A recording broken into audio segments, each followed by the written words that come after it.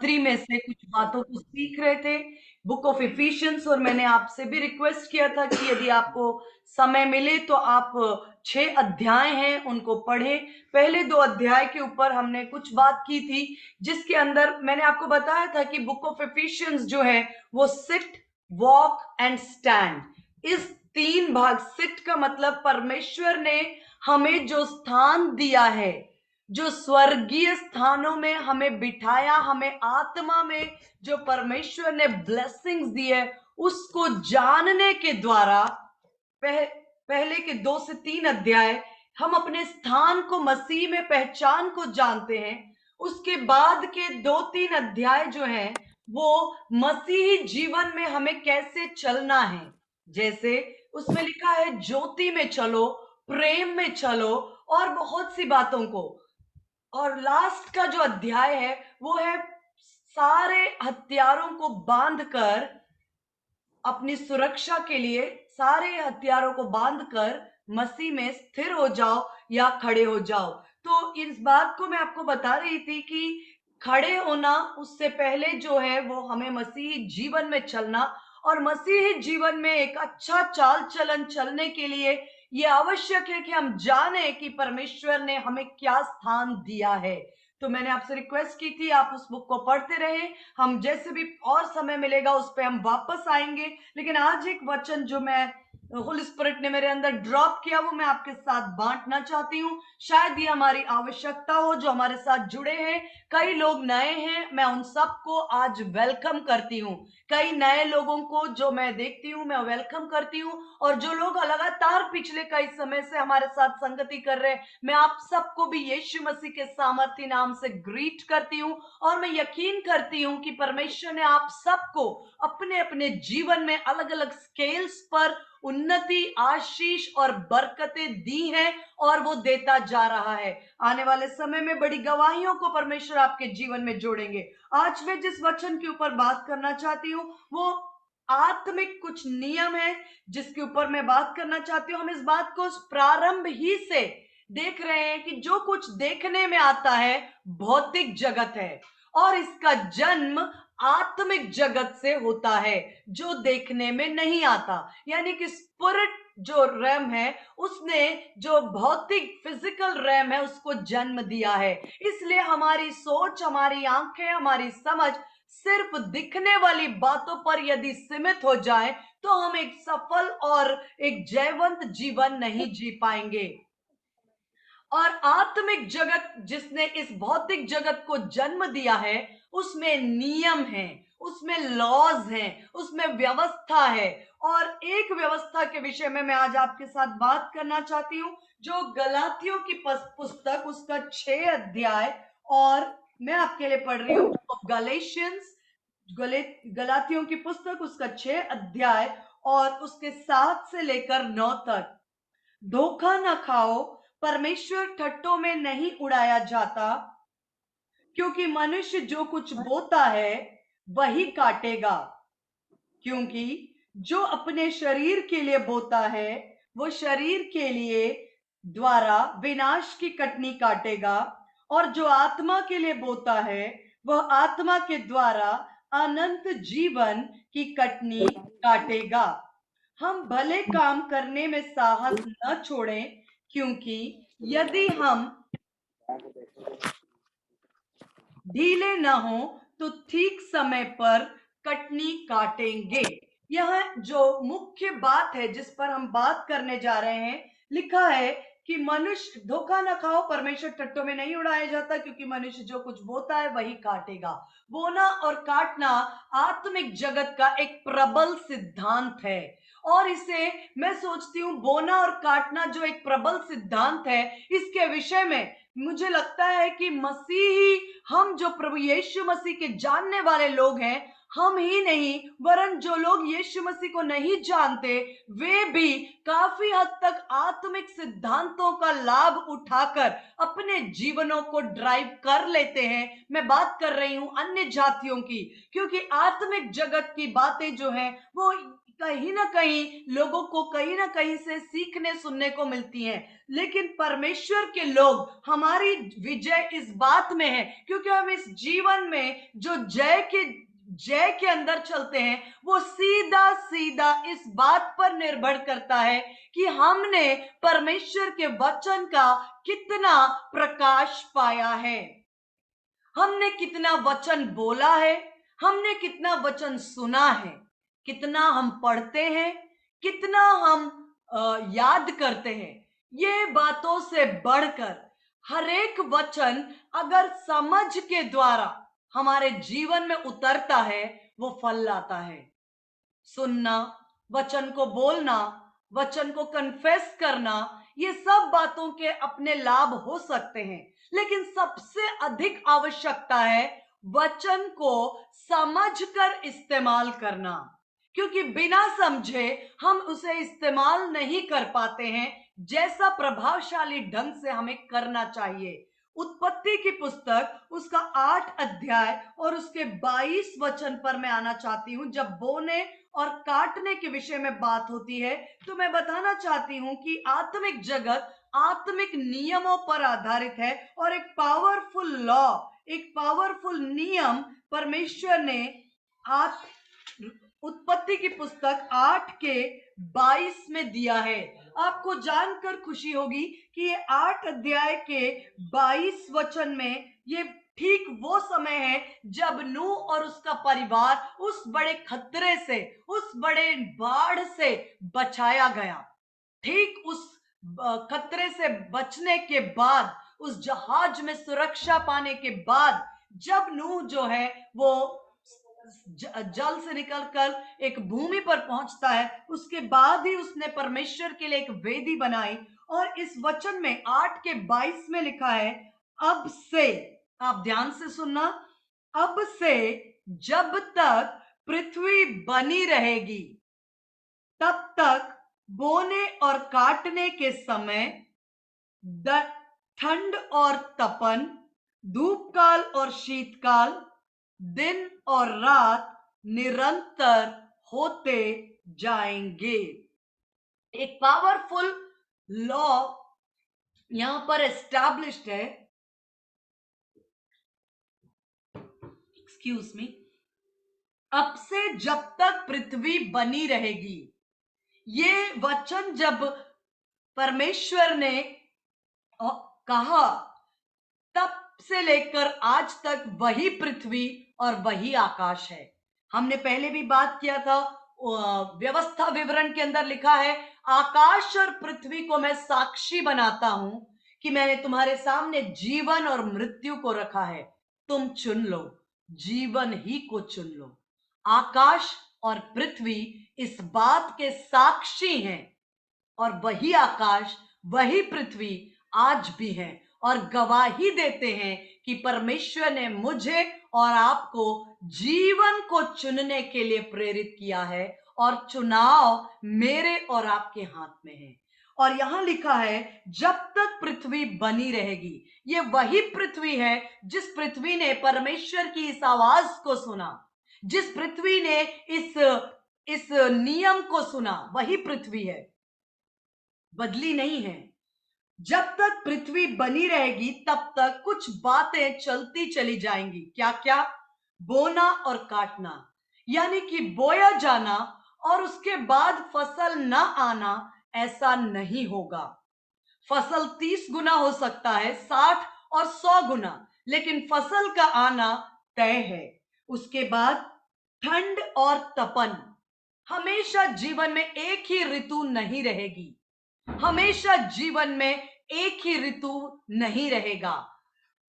फिर धूप और शीतकाल, दिन है तो रात भी होगा, रात है तो दिन भी होगा, ये बातें कभी नहीं टलेंगी। क्या आप इस बात को गवाह हैं कि ये बातें आज भी वैसे ही हमारे जीवन में हैं जैसे परमेश्वर ने कहा था? तो बोना और काटना एक लॉ है। परमेश्वर के वचन में रोमियो 8 अध्याय में लिखा है, रोमियो 8 का 1, कि यीशु मसीह में जीवन और आत्मा की व्यवस्था ने हमें पाप और मृत्यु की व्यवस्था से स्वतंत्र कर दिया। क्या लिखा है? The law of life in Christ Jesus. यीशु मसीह में जीवन की व्यवस्था ने मुझे और आपको पाप और मृत्यु की व्यवस्था से स्वतंत्र कर दिया है। ये व्यवस्था आत्मिक जगत की है। बोना और काटना एक सिद्धांत है। मैं वापस गलेशियंस पे आती हूं। मैं आपके साथ में इस बात की भूमिका बांध रही हूं कि ये एक सिद्धांत है। जो कुछ वचन में लिखा है कि मनुष्य इस बात को जान ले कि परमेश्वर ठट्टों में नहीं उड़ाया जाता। मनुष्य जो कुछ बोता है वही काटेगा, क्योंकि जो अपने शरीर के लिए बोता है शरीर के द्वारा विनाश की कटनी काटेगा। जो आत्मा के लिए बोता है वो आत्मा के द्वारा अनंत जीवन की कटनी काटेगा। जब बोने और काटने के विषय में बात करते हैं तो ज्यादातर हम क्या होता है कि हम इससे धन के रूप में सोचते हैं। ज्यादातर लोग कलीसियाओं में और अलग अलग स्थानों पर इस बात को सिखाते हैं कि बोना मतलब धन, काटना मतलब धन की आशीष। लेकिन मेरे प्रियो, ये बहुत पावरफुल वचन है, हमारे जिंदगी को बहुत ही सामर्थ्य रूप से प्रभावित करने वाला वचन है। इसे धन तक सीमित न रखें। मैं सोचती हूं धन तक सीमित रखना इस वचन के साथ इनजस्टिस है, अन्याय है। क्योंकि धन को देना या धन बोना मैं समझती हूं आसान है। अगर ये आसान नहीं होता तो आज इवेंट मैनेजमेंट कंपनीज नहीं चलती। इवेंट मैनेजमेंट कंपनीज क्या कर रही हैं? लोग पहले, आज से 10, 20, 30 साल पहले शादी होती थी घर में तो 10 दिन, 15 दिन, महीनों लगते थे। लोग तैयारियां करते थे। शादी के टाइम में भी माता पिता रिश्तेदार भागते रहते। लेकिन आज इवेंट मैनेजमेंट कंपनी है कि आप हमें धन दीजिए, बाकी आप निश्चिंत होकर बैठिए। आप अपनी शादी में, अपने ही बच्चों की शादी में एक गेस्ट के रूप में आइए और आपको सब कुछ तैयार मिलेगा। ये जो सुविधाएं हैं, सर्विस इसलिए है। आज आपको होटल जाकर खाना लाना नहीं पड़ता, आप सिर्फ ऑर्डर प्लेस करते हैं और घर पे डिलीवरी होती है। आज आपको मार्केट जाकर शॉपिंग नहीं करना पड़ता, आप घर पे बैठकर आप शॉपिंग कर सकते हैं। मोबाइल से लेके, लैपटॉप से लेके, कपड़ों। ये क्या बताता है? ये बताता है कि धन देना लोगों को आसान लगता है। सबसे इंपॉर्टेंट क्या है? मैं मानती हूं एक इंसान की जिंदगी के सबसे कीमती वस्तु क्या है? उसका समय, उसका समय, उसका समय। सबसे most important essential commodity time है। टाइम है। गलती ना करें। शत्रु ने इस बात को समझा और इस बात का फायदा उठाया। दुनिया ने इस बात को समझा और इसका बिजनेस बनाया। उन्होंने कहा आज लोगों के पास धन है लेकिन उनके पास समय। आज हम चाहते हैं कि हमें कहीं जाना है तो हम ट्रेन से ज्यादा फ्लाइट पसंद करेंगे। क्यों? समय को बचा। हम ज्यादा कीमत चुकाने के लिए तैयार हैं लेकिन हम समय को मोल लेना चाहते हैं। इफिसियों की पत्री में लिखा है कि रिडीम टाइम, रिडीम टाइम। समय को बचा लो, समय को बचा लो। क्यों? क्योंकि यदि तुम इस बात के महत्व को नहीं समझोगे तो जो तुम्हारा शत्रु चुराने वाला है वो हमारे समय को चुराता है। क्योंकि उसे मालूम है एक विश्वासी के पास यदि समय को सही इस्तेमाल करने की समझ आ जाए, वो विश्वासी जो है वो साधारण नहीं रहेगा। वो जिंदगियों को असर करेगा, वो लोगों को ब्लेस करेगा, वो एक सामर्थ्य योद्धा बन जाएगा। आई होप मैं आपके साथ रेलेवेंट बात कर रही हूं। मैं शायद ऐसा कोई प्रचार या टीचिंग कर रही हूं जो आमतौर पर लोग नहीं करते। आमतौर पर लोग कहते बोना और काटना मतलब आप धन बोइए और आप फाइनेंस बोइए और उसके बाद आपको प्रभु बहुत आशीष देगा ब्रदर, प्रभु बहुत आशीष देगा सिस्टर। मैं कहती हूँ वो बहुत ही सरल है और मैं कहती हूँ कि उससे भी महत्वपूर्ण है आपका समय। वो आप कहां बो रहे हैं। मैं इस विषय पर प्रभु जैसा अनुग्रह करे उसके ऊपर मैं कुछ वचनों के साथ आपके साथ बात करूंगी। सब अगर इस बात के महत्व को संसार ने समझ लिया है, इसीलिए वो बिजनेस कर रहे हैं। वो जानते हैं आज एक व्यक्ति को चाहे शादी हो, बर्थडे पार्टी हो, चाहे उनको कोई भी चीज हो, लोग चाहते हैं कि मैं समय बचा लूं। ये तमाम वॉशिंग मशीन से लेकर के तमाम प्रकार के गैजेट्स यही सोचकर आया कि लोगों का समय बच जाए। समय बचाना, लोग अगर हम इस बात को समझ गए कि हमारी जिंदगी में पैसे से भी बढ़कर सबसे कीमती वस्तु आज आपके पास क्या है, मैं आपको बताऊं कि कोई मत कहना हमारे पास कुछ नहीं है। कई लोग रोते हैं, प्रभु क्या है मेरे पास, क्या है मेरे पास, मेरे पास कुछ भी नहीं। उस भाई को देखो, उस बहन को देखो, उसके पास कार है, उसके पास घर है, उसके पास आशीष है। मैं कहती हूँ आप उस एलिया ने पूछा उस विधवा से तेरे पास क्या है, वो कहती कुछ भी नहीं है। उस विधवा ने बोला मेरे पास कुछ भी नहीं है। उसने कहा तेरे पास कैसे कुछ नहीं है, तेरे पास खाली बर्तन है, जितना है वो लेकर आ और पड़ोसियों से भी लेकर आ। वही खाली बर्तन जो उसको लग रहा था मेरे पास कुछ भी नहीं है, उसी से उसने अपने जीवन में ब्रेक थ्रू, एक मिरेकल, एक चमत्कार का अनुभव किया।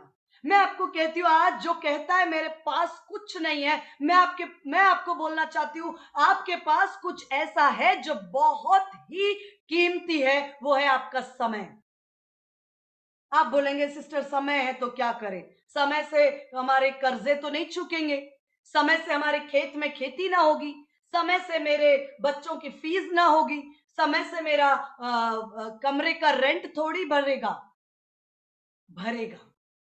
यही आंखों का अंधापन है जो शत्रु ने हमें सिखाया है। वो हमारे समय को चूसता है, वो हमें समय को चुराता है, वो हमारे समय को नष्ट करता है, वो हमारे समय को नष्ट करने की योजनाएं बनाता है। आप अगले संडे की योजना नहीं बना पाते, उससे पहले वो ये योजना बना लेता है कि अगले संडे मैं इस बहन को, इस भाई को किस काम में उलझा दूं, अगले मंडे मैं इसके प्रार्थना के समय को कैसे चुरा लूं, मैं इसके संगति को कैसे हटा लूं, क्या करूं, क्या योजनाएं बनाऊं कि मैं इसके परमेश्वर के साथ जो मुलाकात का समय है, वचन का समय है, उसे मैं कैसे नष्ट करूं।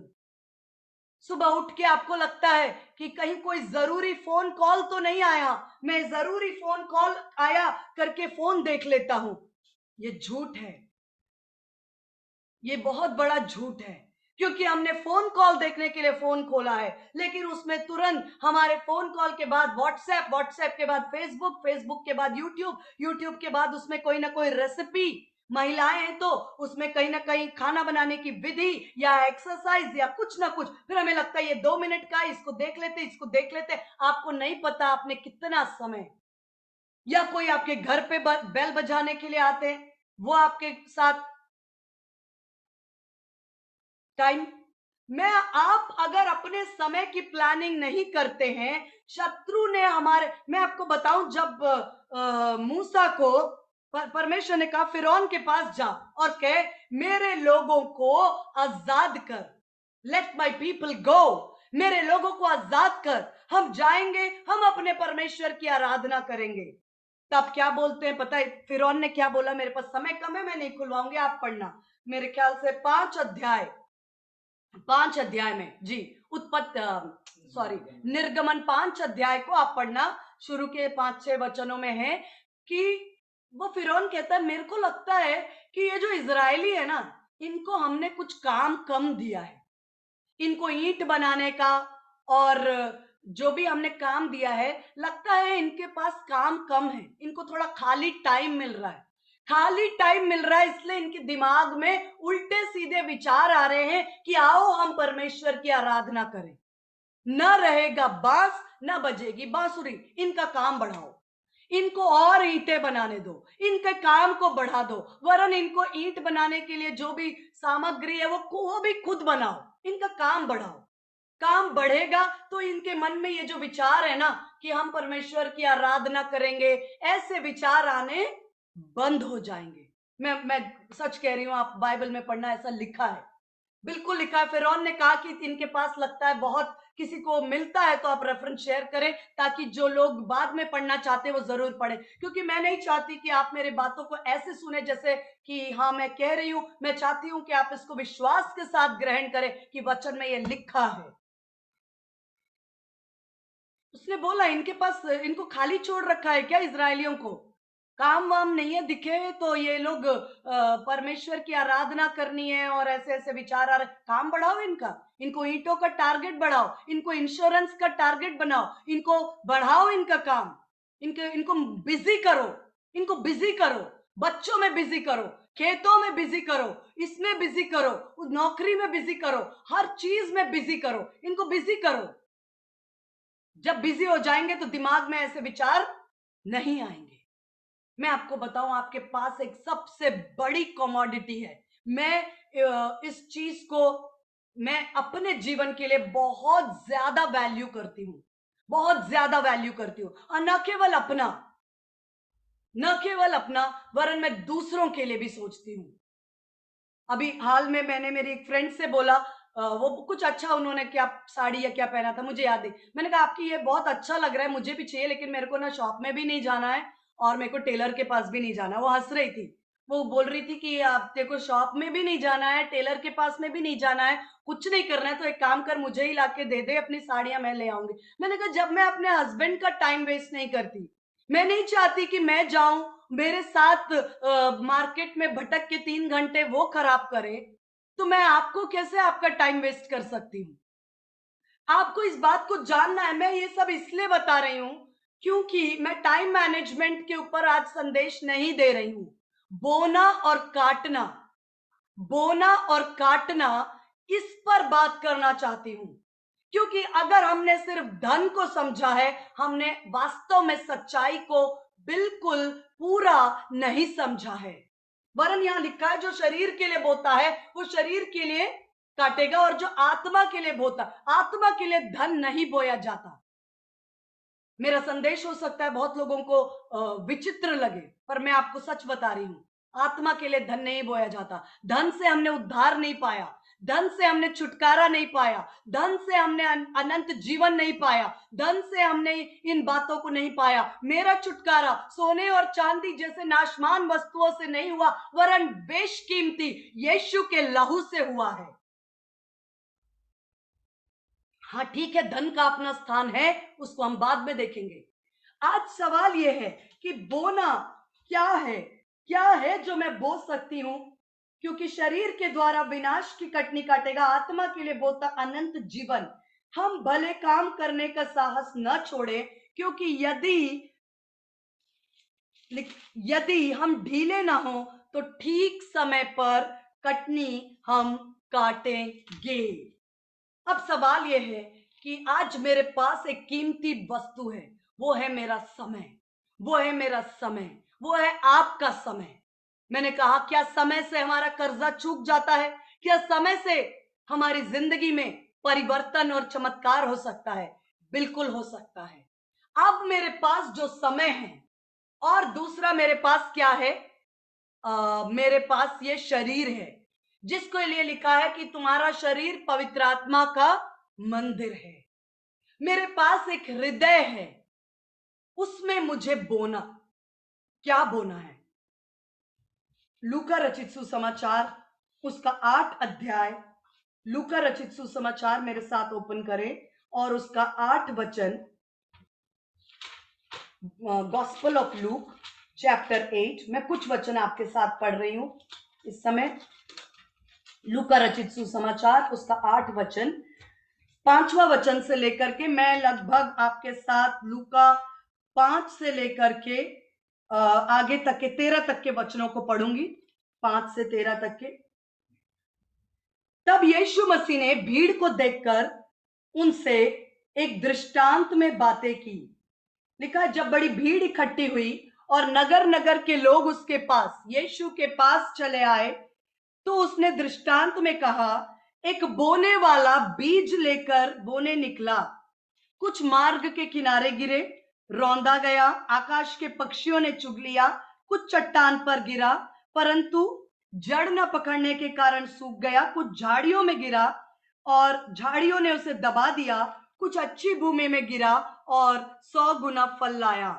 यह कहकर उसने ऊंचे शब्द से कहा, जिसके सुनने के कान हो वो सुन ले।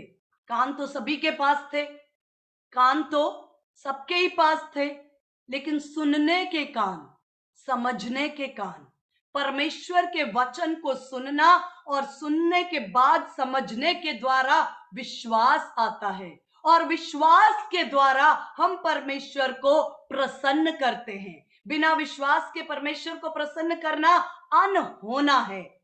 अब फिर उसके बाद उसके चेलों ने पूछा कि इस दृष्टांत का अर्थ क्या है गुरु, हमें भी बताइए।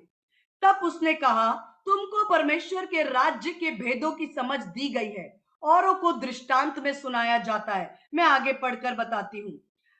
दृष्टांत का अर्थ यह है, बीज परमेश्वर का वचन है। आप बोल सकते हैं अपने स्थान पर, बोना बीज होता है, और बीज क्या है?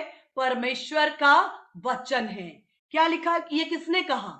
ये मैंने नहीं कहा, यीशु मसीह ने। लूका रचित सुसमाचार उसका 8 अध्याय और उसका 11 वचन आप नोट करते हैं तो, लूका रचित सुसमाचार 8 का 11। दृष्टांत का अर्थ यह है, बीज परमेश्वर का वचन है। मार्ग के किनारे वे हैं जिन्होंने सुना। जैसे ही वचन सुना तो तुरंत क्या हुआ? शैतान आकर उसके मन से वचन उठा ले जाता है। कहीं ऐसा ना हो कि विश्वास करके उद्धार पाए, कहीं ऐसा ना हो। थैंक यू रिया, आप हेल्प कर रहे हैं स्क्रिप्चर्स में। दृष्टांत का अर्थ यह है कि बीज परमेश्वर का वचन है, और जैसे ही लिखा मार्ग के किनारे वे लोग हैं, यानी कि ये भूमि कौन है जहां बीज बोया जा रहा है? वो भूमि कौन है? मैं हूं और आप हैं। मेरा जीवन, आपका जीवन वो भूमि है। जो मेरा जीवन, आपका जीवन, मेरा समय, आपका समय, मेरा शरीर, मेरी आत्मा और आपका शरीर, आपकी आत्मा वो भूमि है जिसमें परमेश्वर का वचन बोया जाता है। लेकिन लिखा है कि जब बीज बोया गया तब मार्ग के किनारे के वे हैं, मतलब कुछ लोग ऐसे हैं जो सुनते हैं, लेकिन साथ के साथ शत्रु क्या करता है? तुरंत आकर वचन मन से, कहां से वचन ले जाता है? कहां से? मन से। मन से वचन उठा ले जाता है। क्यों ले जाता है? कहीं ऐसा ना हो कि वो विश्वास करके उद्धार पाए। क्यों? क्योंकि मन में अगर वचन है तो विश्वास होगा, और विश्वास है तो उद्धार से कोई रोक नहीं सकता। तो उद्धार को रोकना है तो विश्वास को रोकना है, विश्वास को रोकना है तो बीज उठा लो, मन से वचन उठा लो। मन से वचन कैसे उठ जाएगा? बिजी कर दो, किसी न किसी व्हाट्सएप में, किसी न किसी फेसबुक में, कहीं ना कहीं गप्पे मारने में, कहीं ना कहीं ऐसे काम जिसके द्वारा मन से वो वचन। आप पूछिए कितने लोग वचन सुनते हैं, उसके बाद आप पूछिए, अपने बच्चों से पूछिए, आज आपने क्या सुना?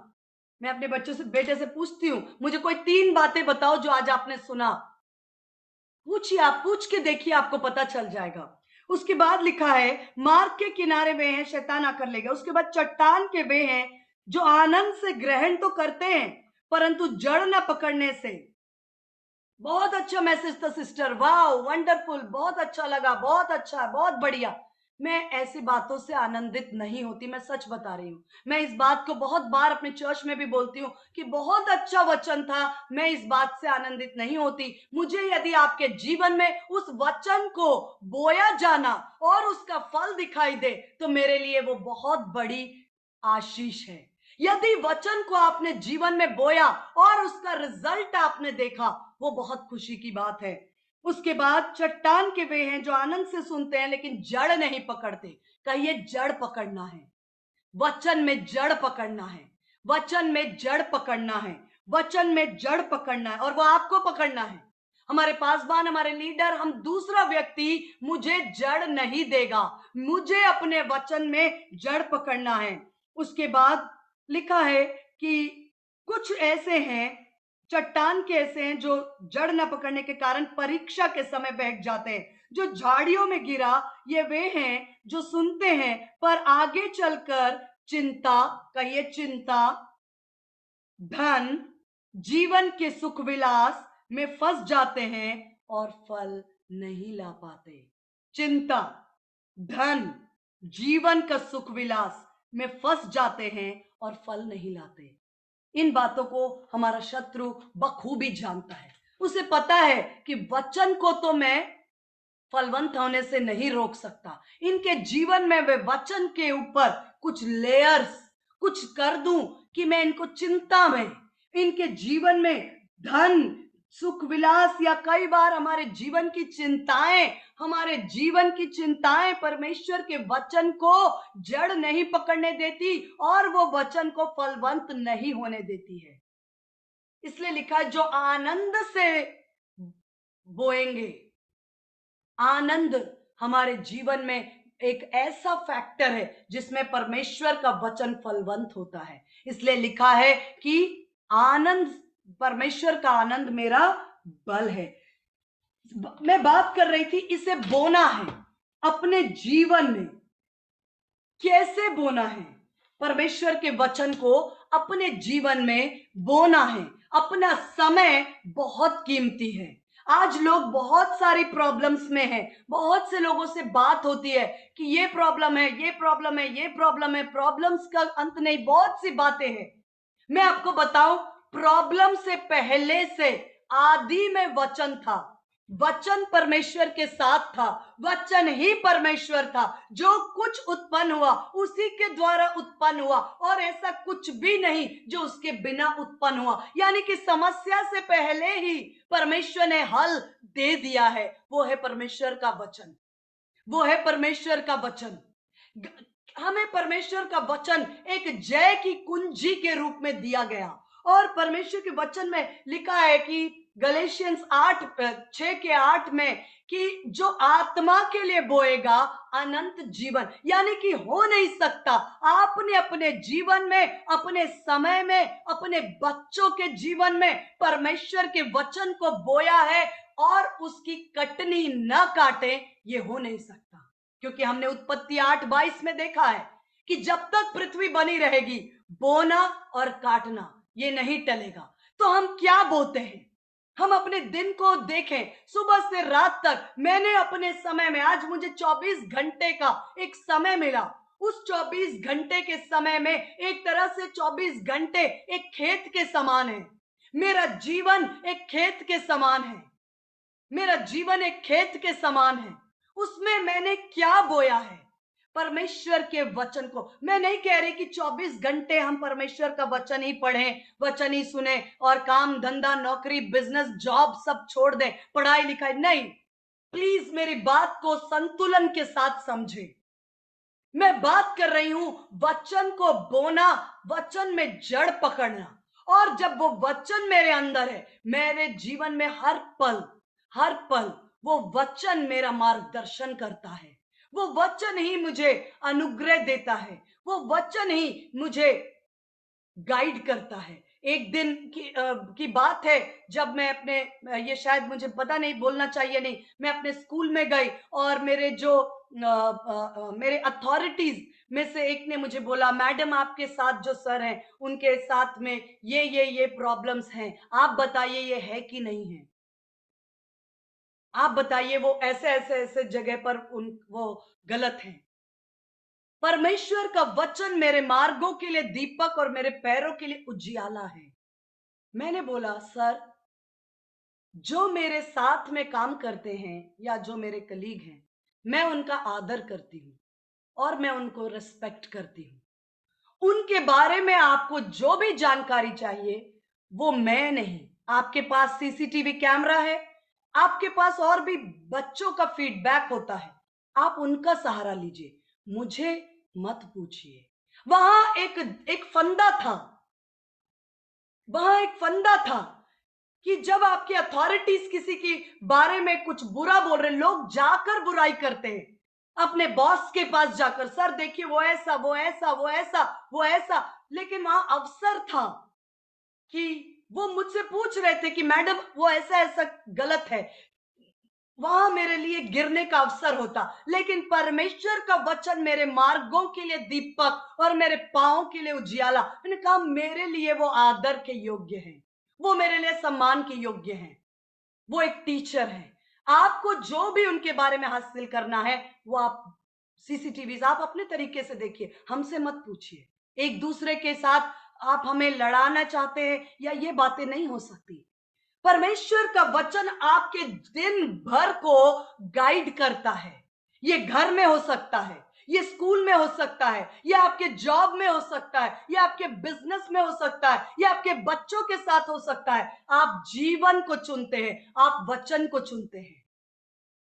मेरा समय तेजी से जा रहा, हो सकता है मैं 5-10 मिनट आज ऊपर लूं ताकि मैं इसे कंप्लीट कर सकूं। परमेश्वर के वचन से एक वचन निकाले, नीति वचन 3:8। नीति वचन 3:8, प्रोवर्ब्स 3:8। नीति वचन 3:8। अगर हमें नीड होगी तो हम इसको नेक्स्ट टाइम में भी कंटिन्यू करेंगे। प्रोवर्ब्स 3:8। मैं देखती हूं आज हमारे शरीर में, यदि आपको लगता है कि मेरे शरीर में कुछ तकलीफ है, यदि मेरे जीवन में, मेरे बच्चों के जीवन में वचन को बोना है, वचन को बोना है। वचन कैसे बोना है? आप किसी भी टॉपिक से संबंधित, जैसे आपको लगता है कि आपके बच्चों की पढ़ाई के क्षेत्र में समस्या है, आप संतान के ऊपर ज्यादा नहीं 4 या 5 वचन निकालें। आपकी निकालने में आपको प्रॉब्लम है, आप मदद ले सकते हैं। आप हम में से किसी के भी आप मैसेज कर सकते हैं, सिस्टर, बहन, भाई मेरी मदद करिए, मुझे 5 वचन मुझे नहीं आ रहा है, आप मुझे बताइए बाइबल में वो कौन से वचन है जो संतान की आशीष के लिए है। उन वचनों को बोना है, अपने बच्चों का नाम लेकर बोना है, अपने बच्चों को लगातार उसको सुनना चाहिए।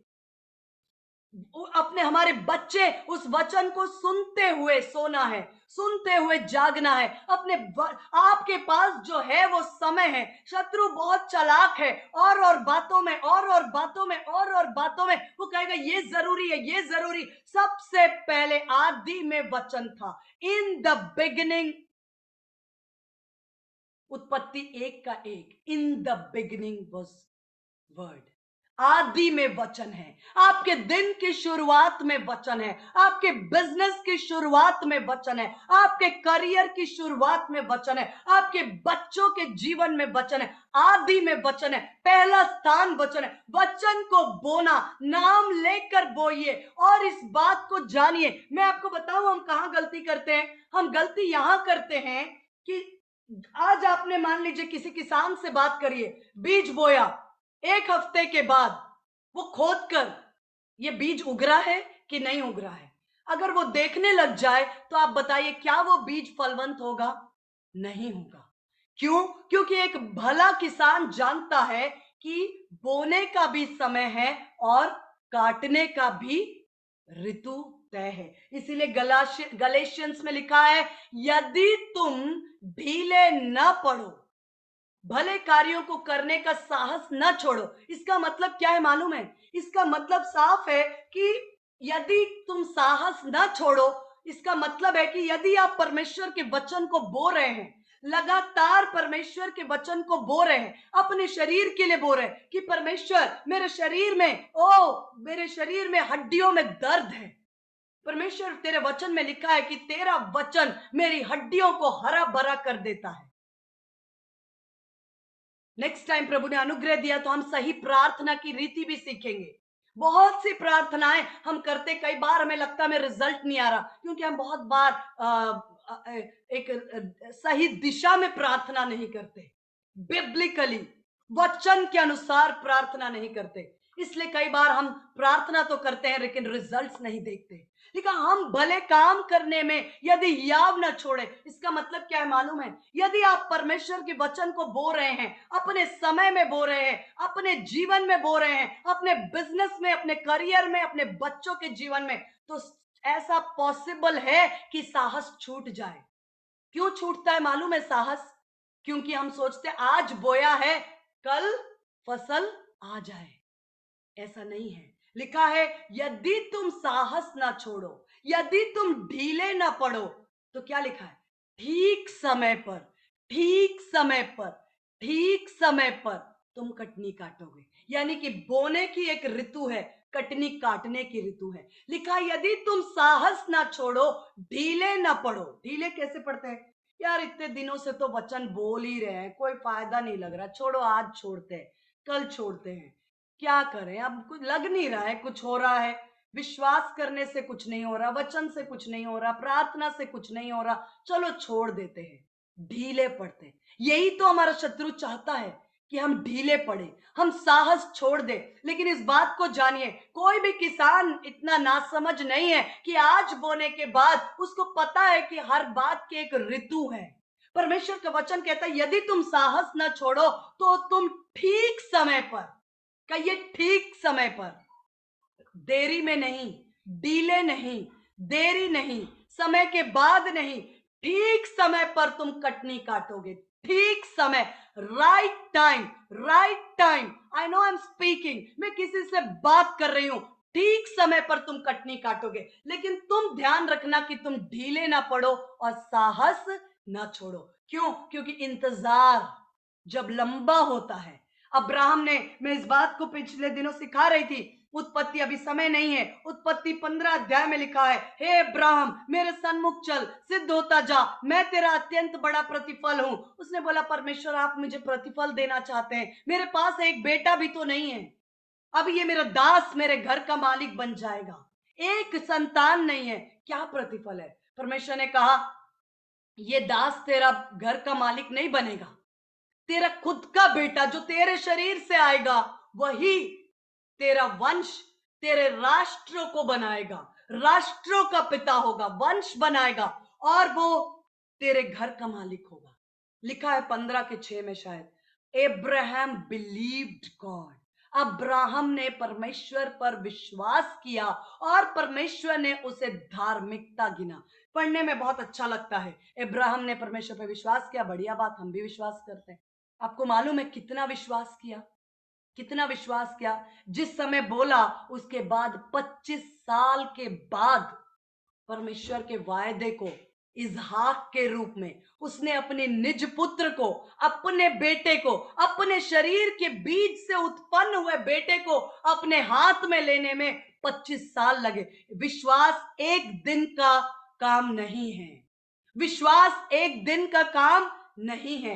अब्राहम ने लिखा, वचन में लिखा है, उसने विश्वास किया और परमेश्वर ने उसे धार्मिकता। जब आप बीज बोते हैं आनंद से बोइए, विश्वास से बोइए, और बिना विश्वास के परमेश्वर को प्रसन्न करना अनहोना है। आज बीज बो रहे, मैंने एक वचन आपको बोला था ओपन करने के लिए, मैं वापस उसी पे आती हूँ। नीति वचन 3:8 मैं आपके लिए पढ़ती हूँ, 3:8।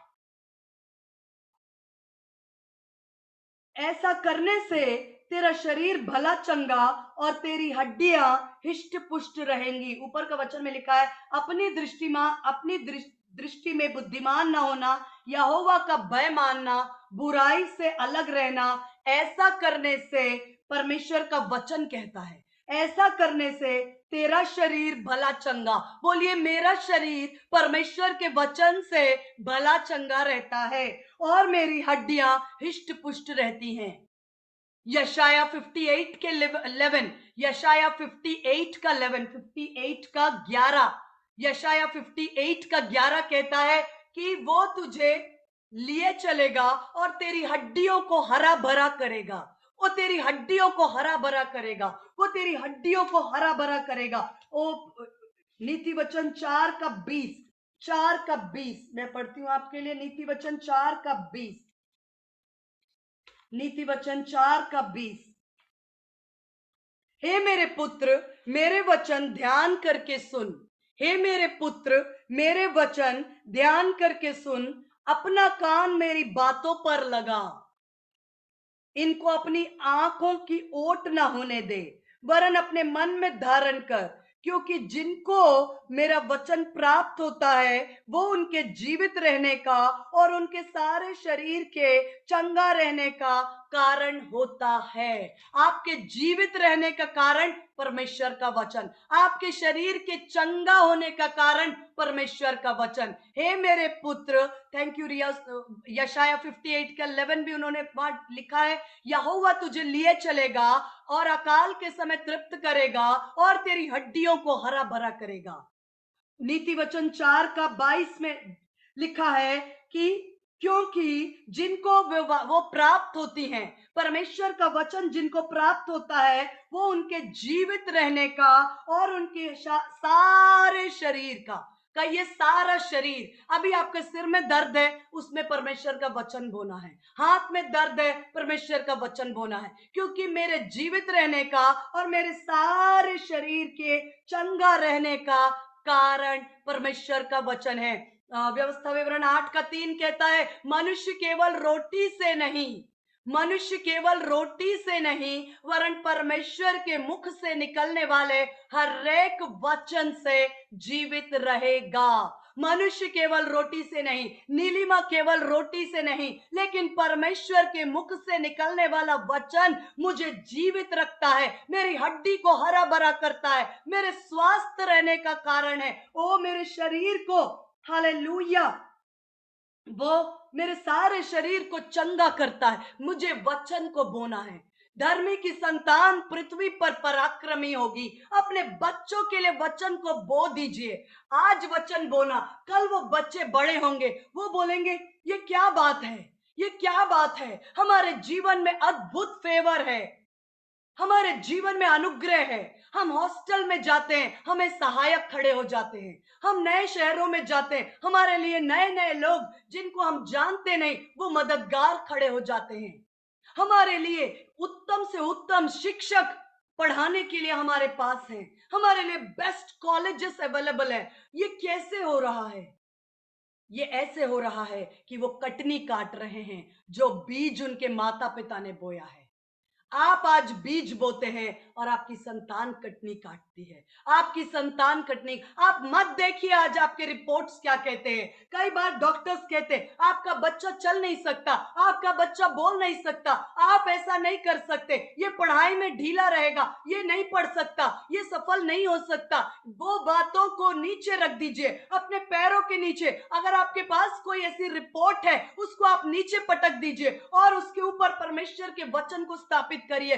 मेरे परमेश्वर, हालेलुया, कोई एक वचन, दो वचन बोते जाइए, लेकिन याद रखिए वचन को बोने के साथ साहस भी रखना और धीरज भी रखना। ढीला मत पड़ना, सही समय पर आप उसकी कटनी काटेंगे, आत्मा की कटनी काटेंगे। आपका विश्वास एक बीज है। आज विश्वास रखा, अच्छी बात है। कल विश्वास रखते हैं, अच्छी बात है। 1 साल तक विश्वास रखते हैं, बहुत अच्छी बात है। विश्वास एक बीज है, विश्वास को बोना भी एक बीज है। आपकी प्रार्थनाएं एक बीज है। आज प्रार्थना किया, बहुत अच्छा, कल किया, बहुत अच्छा, करते रहिए। प्रार्थनाएं बीज है, विश्वास एक बीज है, वचन एक बीज है। बोते रहिए, साहस ना छोड़े, ढीला ना पड़े। आप वचन की कटनी, जो आशीषें आप चाहते, आप अपने कल का निर्माण परमेश्वर के वचन से, जब परमेश्वर ने संसार का निर्माण, सारी सृष्टि का निर्माण परमेश्वर के वचन से किया, क्या आप अपने भविष्य का निर्माण नहीं कर सकते? जो लोग जॉब की तलाश में, वो कहे मेरे लिए परमेश्वर ने जो योजनाएं बनाई वो लाभ की हैं, हानि की नहीं। मेरे लिए प्रभावशाली स्थान खुले हैं। जो द्वार मेरा परमेश्वर खोलता है उसे कोई बंद नहीं कर सकता। और जो बुरी द्वार, जो अंधकार के द्वार, जादू टोने के द्वार, बीमारी के द्वार, श्राप के द्वार, ओ हर एक तंगी के द्वार, मुसीबत के द्वार, एक्सीडेंट के द्वार, यीशु के नाम से हम बंद करते हैं और इसे कोई खोल नहीं सकता। वचन को अपने जीवन में बोना है, अपने शरीर को सुनने दीजिए। दाऊद ने कहा, हे मेरे मन यहोवा को धन्य कहे। जो कुछ मुझ में है, मेरा हार्ट, मेरी किडनी, ओ आपके गर्भ में संतान है, उसको सुनने दीजिए। हे मेरे मन यहोवा को धन्य कहे। वही तो मेरे सब अधर्मों को क्षमा करता है, वही तो मेरे सारे अपराधों को ढांप देता है, वही मुझे चंगा करता, वही तो मेरे सिर पर आदर और करुणा का मुकुट लगाता, मेरे प्राण को नाश होने से बचा लेता है, मेरे मुंह को उत्तम पदार्थों से तृप्त करता है। हे मेरे मन, सुनने दीजिए आपके शरीर को, आपके वातावरण को सुनना है कि आप जयवंत हैं, आप फलवंत हैं, आप परमेश्वर की संतान हैं, आप परमेश्वर की बेटी हैं, आप सिर हैं, आप पूंछ नहीं हैं। आप उधार देने वाले हैं, आप उधार लेने वाले नहीं। आप सब लोगों में श्रेष्ठ हैं। आप जीवन भर भलाई और करुणा निश्चय आपके साथ साथ बनी रहती है। परमेश्वर ने आपके सिर पर अभिषेक किया है, आपका कटोरा उमड़ रहा है। गर्भ का फल यहोवा की ओर से आशीष है जो आपके पास है। बढ़ती ना तो पूरब से ना पश्चिम से, यहोवा के वचन से अपने शरीर में वचन को बोना, अपने समय के अंदर आपके पास जो समय परमेश्वर ने दिया, शत्रु को मत चुराने दीजिए। आपने सुबह उठकर प्रार्थना की, आपने बीज बोया, आपने वचन पढ़ा, आपने बीज बोया। अब आप काम पे गए, बिजनेस में गए, खेत में गए, कहीं भी गए, आप अपने हृदय की रक्षा करिए। वो वचन शत्रु चुराने ना पाए, इधर उधर की बुराई के द्वारा, कड़वाहट के द्वारा, क्रोध के द्वारा, जलन के द्वारा, ईर्ष्या के द्वारा, व्यर्थ की बातों की झाड़ियां उस वचन को दबाने ना पाए, इसकी रक्षा करना। आपको 24 घंटे का समय आपके पास है। वचन 24 घंटे नहीं पढ़ना है, लेकिन आपने जो वचन अपने लिए बोल दिया है उसकी रक्षा भी करिए। झाड़ियों को उसको दबाने ना दीजिए। जड़ पकड़ना है, जड़ पकड़ना है, सींचना है, प्रार्थना से सींचना है, विश्वास से सींचना है।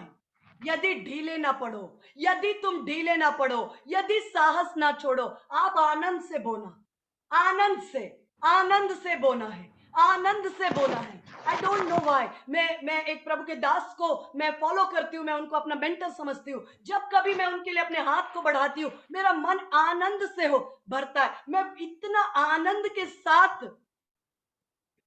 के साथ मैं उस मिनिस्ट्री के अंदर बोती हूँ, इतना आनंद के साथ, क्योंकि मुझे मुझे ये बिल्कुल भी इनसिक्योरिटी नहीं है कि यदि मैंने कुछ बोया तो मेरे पास से कुछ चला गया। मैं इसको बोती हूँ, मैं जानती हूँ कि वो आशीष, वो अनुग्रह, वो स्टेबिलिटी, वो बुद्धि, वो सामर्थ, वो अभिषेक, वो सारी बातें बहुगुणित रूप में मेरे और मेरे परिवार में मल्टीप्लाई होने जा रही हैं। इस बात को आनंद के साथ मैं बोती हूँ। जब भी कभी वचन को बोए, आनंद के साथ बोए, जय जयकार के साथ बोए, स्तुति के साथ बोए कि इसका रिजल्ट तो देखेंगे ही देखेंगे। जब भी कभी आप विश्वास को बोते हैं, जब प्रार्थना करते हैं, आनंद के साथ करें, स्तुति के साथ करें, निराश होकर नहीं कि क्या पता क्या होगा, होगा भी कि नहीं होगा। नहीं, नहीं, बिना विश्वास के परमेश्वर को प्रसन्न करना अनहोना है। मेरा समय मुझे इजाजत नहीं देता। प्रभु की आत्मा ने अनुग्रह किया तो हम आगे देखेंगे इस सीरीज को, लेकिन आज आपके पास जो है वो सबसे कीमती चीज, हम अपने सोना चांदी पैसों को तो सुरक्षित करते लॉकर में, लेकिन सुरक्षित करने की चीज है अपना हृदय और अपना समय। अपने समय के लिए फाइट करिए।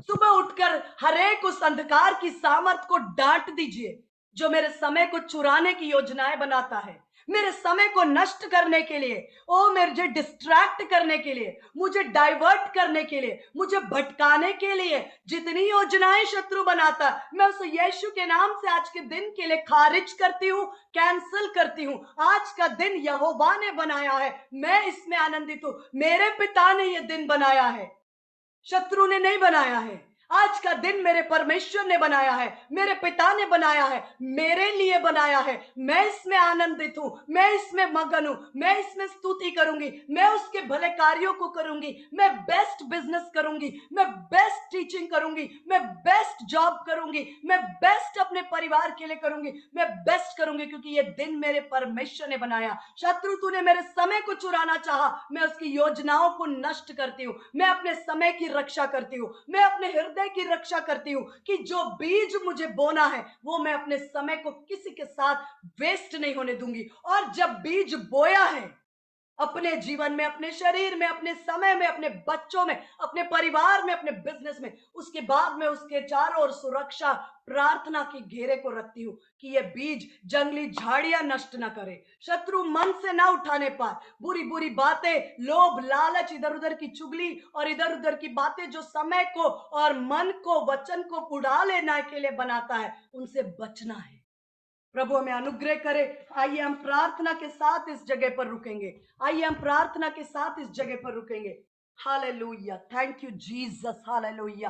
पिता परमेश्वर मैं धन्यवाद करती जो मेरे भाई बहन और मेरे सीनियर्स, वेटरन्स, एल्डर्स और जो भी आदर के योग्य जुड़े हैं, हर एक के जीवन के लिए मैं धन्यवाद करती हूँ। प्रभु आपने एक एक को चुना है, एक एक से प्रेम किया है, एक एक के जीवन के लिए आपने ब्लूप्रिंट तैयार किया है, एक एक के जीवन के लिए आपने प्लान्स बनाए हैं, एक एक के जीवन के लिए आपके पास ड्रीम्स है, एक एक के जीवन के लिए आपके पास प्लान्स है। मैं यीशु के नाम से हर एक के जीवन में, उनके परिवार में उस प्लान को एस्टैब्लिश करते हूँ। एनिमी की हर योजना सताने की, बीमारी के द्वारा, समय को नष्ट करने के द्वारा, मेडिकल बिल के द्वारा उनके फाइनेंसेस पर जो अटैक करता है, शत्रु की सारी योजना, परिवार में लड़ाई झगड़े और क्लेश के द्वारा, मन में अशांति भरने के द्वारा, हमारे परमेश्वर के साथ जो समय को चुराना चाहता है, प्रार्थना का समय,